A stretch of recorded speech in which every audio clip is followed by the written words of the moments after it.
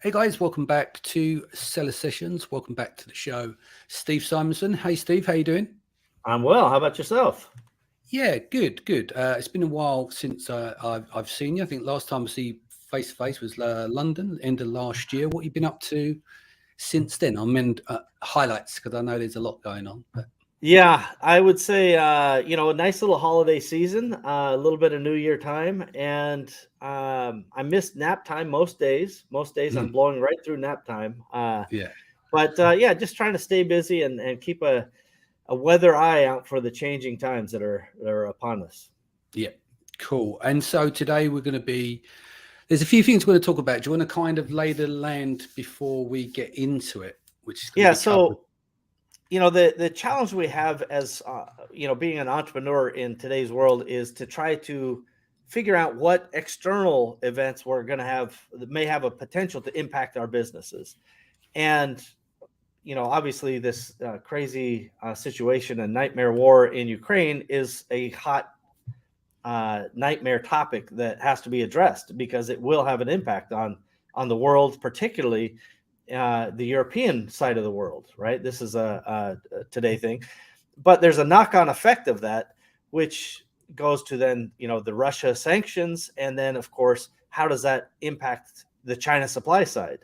And we're going to talk about kind of a mix of all of that today and how some of it is tied together in ways that people may not fully yet understand, and how we need to start at least thinking about how these moving pieces are on the board, at least from my perspective. Also want to send some love and respect to those affected in Ukraine and also in Russia as well, because obviously, even though it's the war that's going on, it's way above our heads, but there's everyday people being affected by this on both sides, and I want to send love to both sets of nations. So, yeah, it is. It does deserve that call out to say, we're just trying to cope with the world we live in. They have it far worse than us, right? It's unimaginable tragedy and chaos and upheaval. And so, although our problems still need to be addressed and they're important in their own way, they dwarf by comparison to the human tragedy that's unfolding before us. Yeah. So where would you like to start? Where you got a bit of a timeline we're going to work to from where it's all kind of come to a head, if you like, and then the ripple effects that's taken place. Well, I want to just refresh everybody. So when we last saw each other in London, we were talking a little bit about some of the disruptions that were happening in China, particularly related to some of the real estate situations, Evergrande being the big bullet point, but some of the other social things that we talked about. And so that kind of uneasy precipice of disaster remains. I tell you that Evergrande is kind of in the slowest, most controlled, demolition I've ever seen. And this is something the Chinese government is uniquely qualified to do, which is the Chinese state is buying up some of the assets of Evergrande to try to bolster and keep the prices of real estate up. And for those who weren't at your event, the Seller Sessions in last year, we did also a podcast mini-series on it. I highly recommend you get familiar with what's happening there, because it will have a huge impact on commodities and capital markets, which impact all factories in China. Yeah. So this is not a philosophical debate about, is there a real estate bubble in China? This is, how bad is the commodity situation going to get in China? And by bad, we mean prices increasing, right? Yeah. So that is a primer to remind us that it was already not awesome. And then we have the Ukraine invasion, which is China's taken a very soft approach to it. By the way, the Belt and Road Initiative, the BRI, is a big Chinese kind of method of getting some influence out in the world and building infrastructure and things that can deliver on their agenda, let's say. And Ukraine was a fairly large participant in that, by the way. So it's kind of a rock and a hard place for China. They can't come out and say they are 100% in for Russia or 100% against Russia, where they are slanting towards supporting Russia, but they're not overtly doing that. As much as people may see it differently, that they just aren't. For example, right now, Russia cannot sell China coal because of the SWIFT disconnection on some of the banking there. So it's, and by the way, just to refresh everybody's memory, if you're building products, you need energy and you need people and you need raw materials, right? And if you can't get energy like coal to run the factories, you're going to have power disruptions.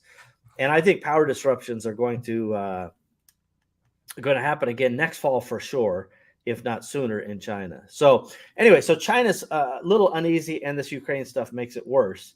But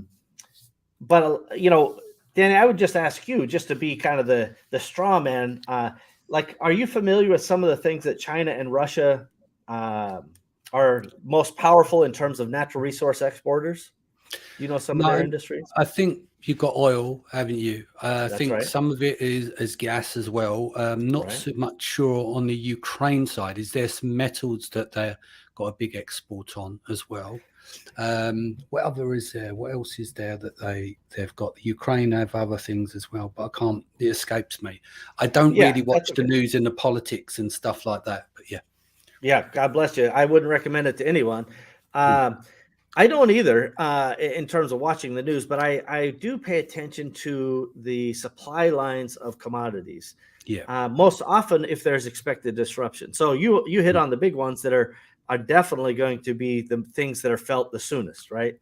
Yeah. And so just to give people an understanding, the natural gas coming from Russia to Europe, for example, over 50% of German energy comes from Russia, by the way.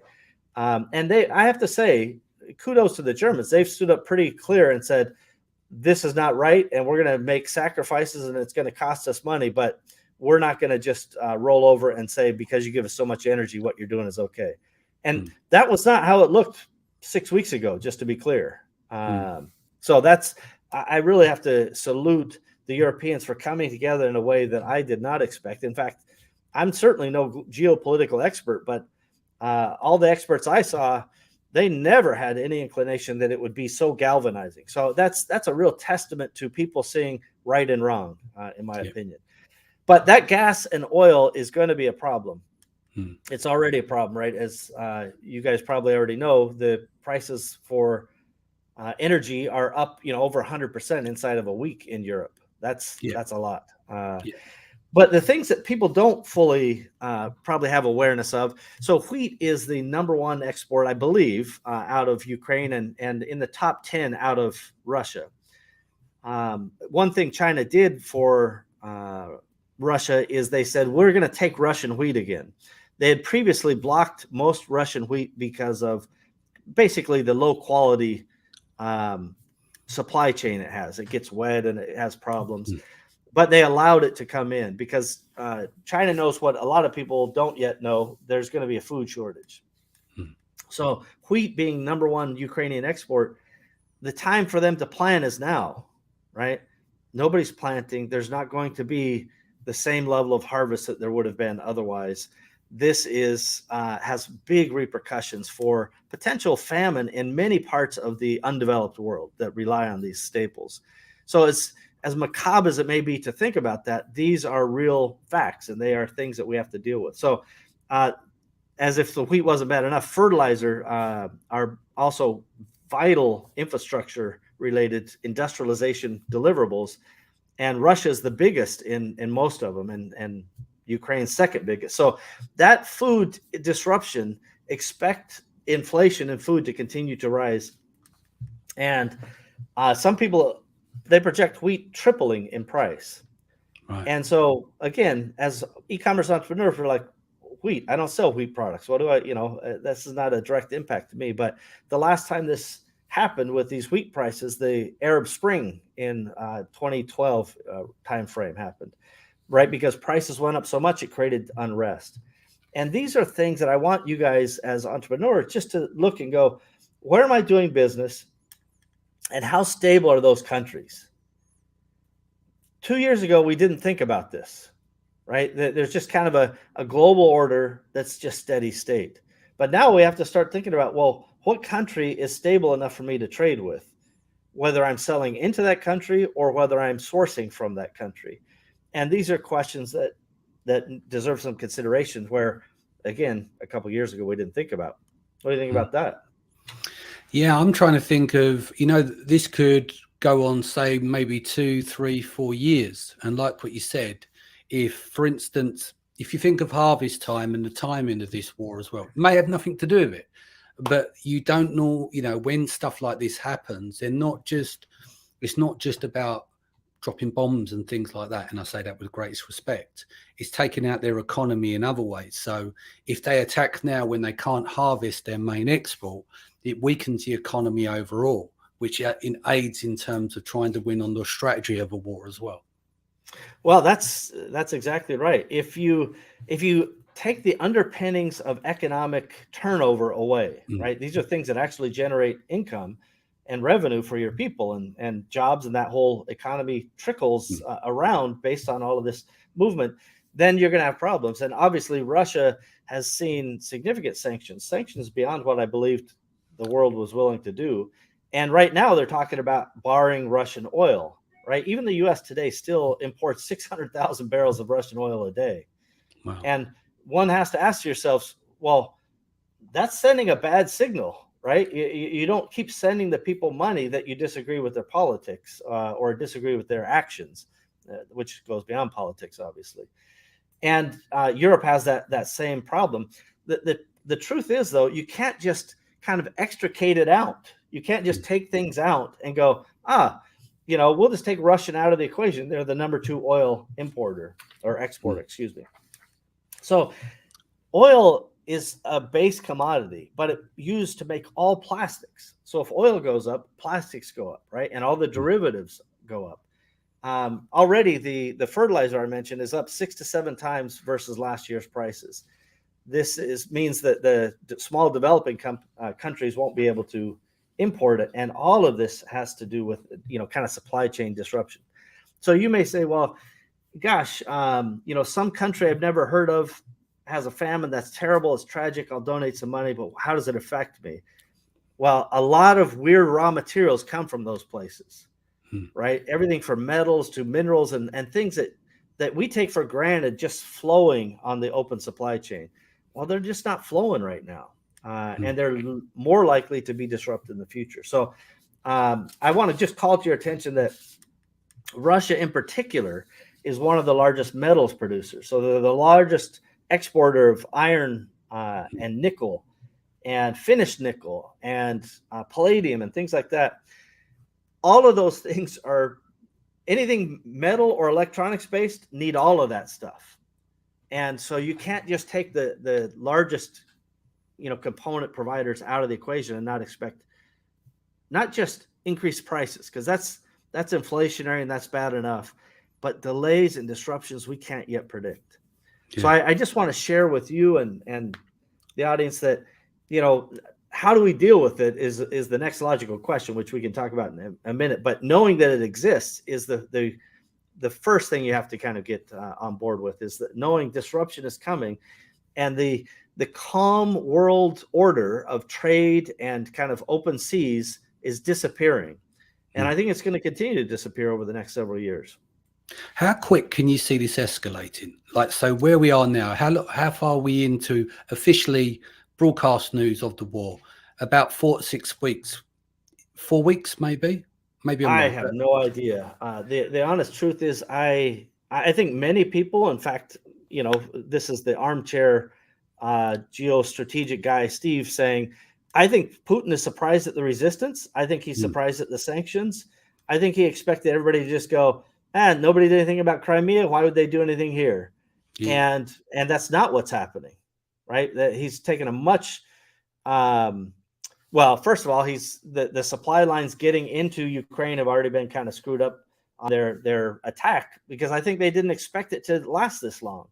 So I can't predict the future in that way, but I can say that it almost doesn't matter, if this is over in 4 weeks. Oh, you're on mute there, Danny.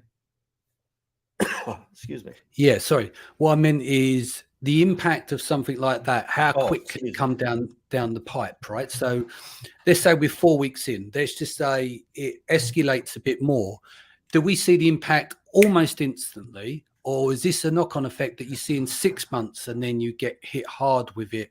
Because that's when everything catches up in terms of the turmoil around the world relating to the economy that affects, oil, the plastics and everything else.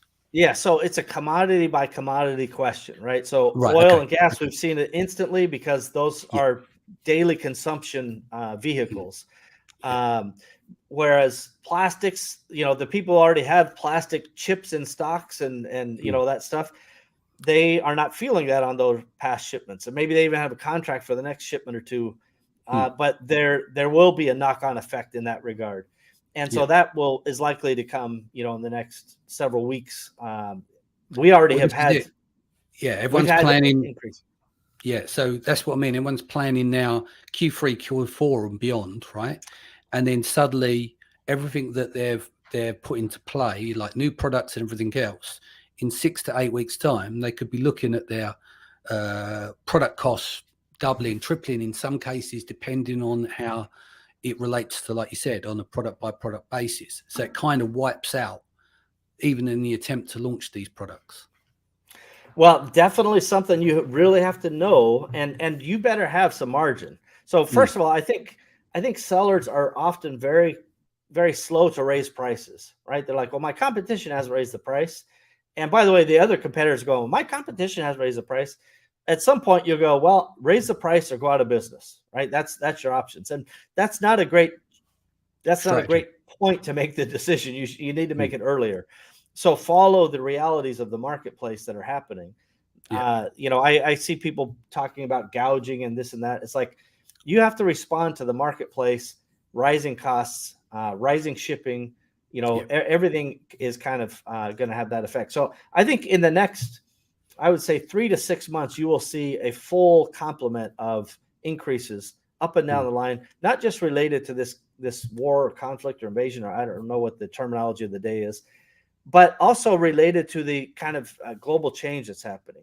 Turkey, I think I even said was your event in October, Danny, at Seller Sessions? Yes. Yeah. So in October, I'm like, hey, for Europe, UK, it's a great option to just use Turkey, right? They're close by. They make a lot of stuff, good energy flows. So they've got that raw material. They've got the talent, the people, and they've got the energy, right? But they have completely screwed up their currency. They're upside down when it comes to a lot of things economically. And so now they're not on the table. So that means now you have to look farther afield to, India or China. You will hear the term nearshoring and onshoring or reshoring coming up more and more, right? Where people say, well, gosh, if I could just make this a little different, or if I could design this just slightly differently, maybe I could make this closer to home.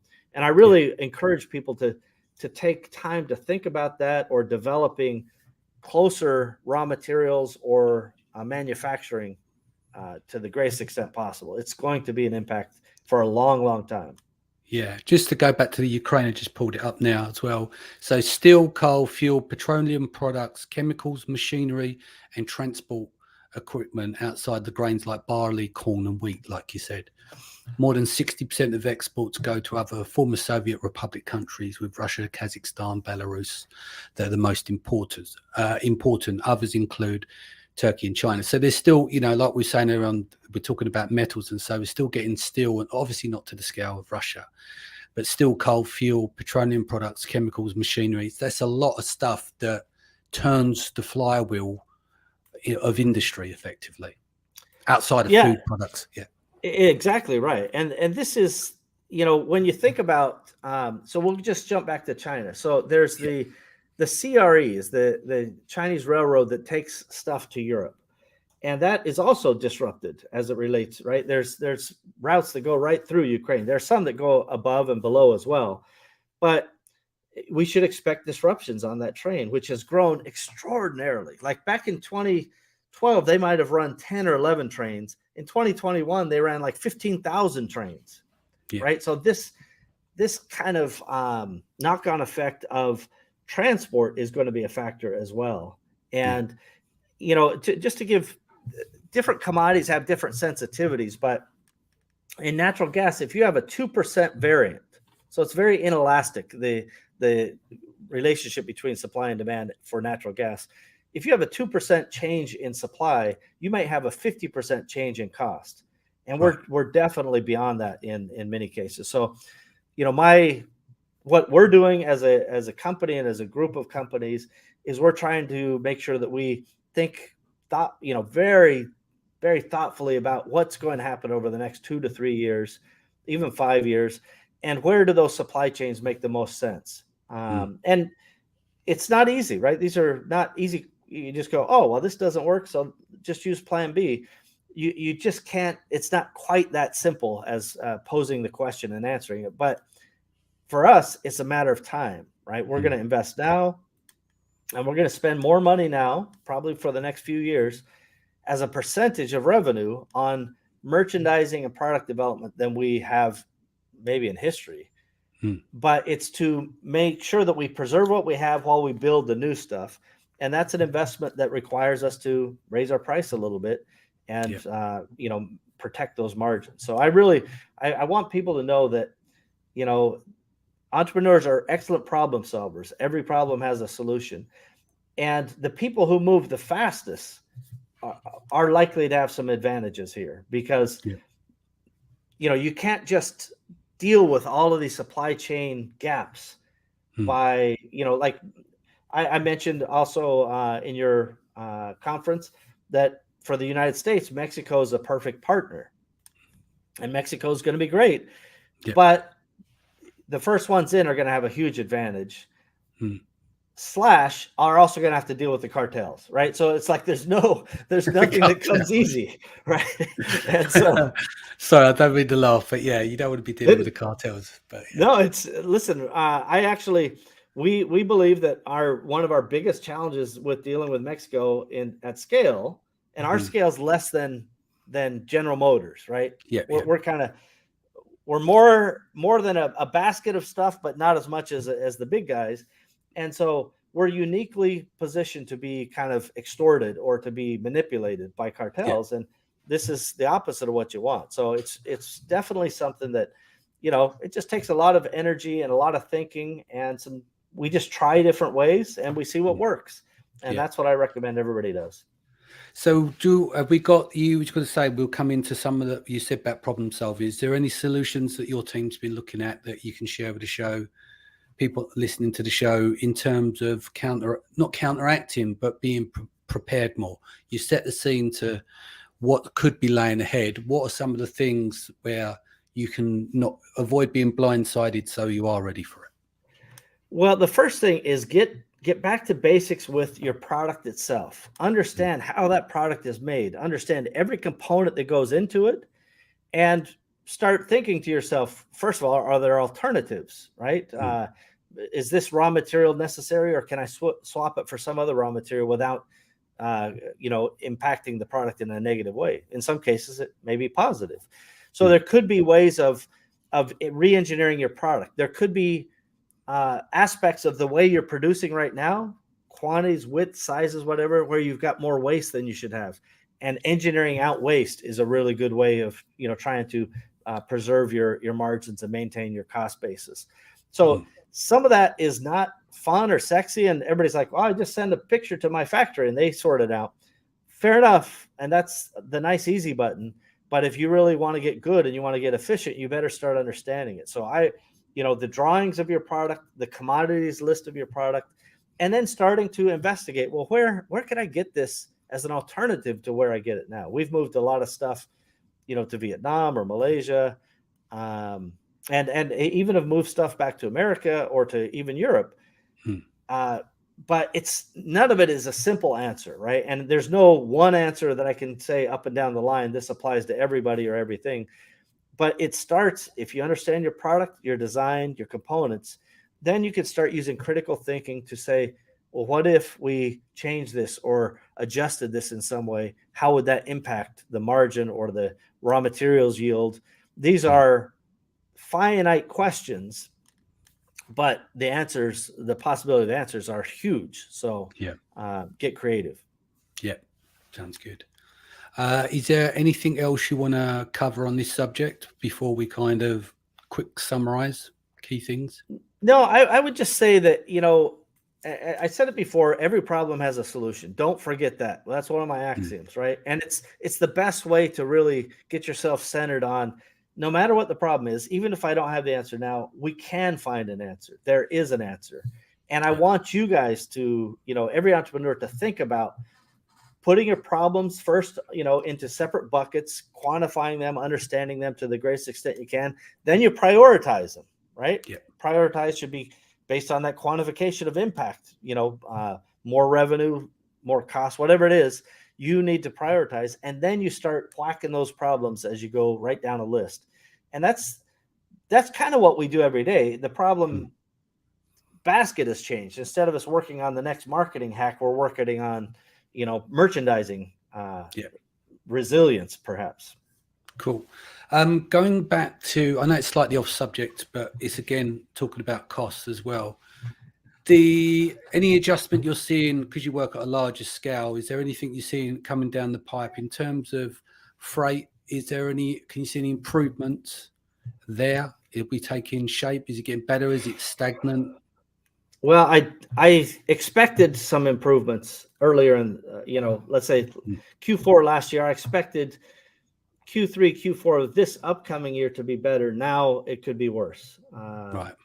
Because the disruptions to the energy business are significant, and until countries like Saudi Arabia or even the U.S. say we're going to produce more oil, which both of which have the capacity to do it.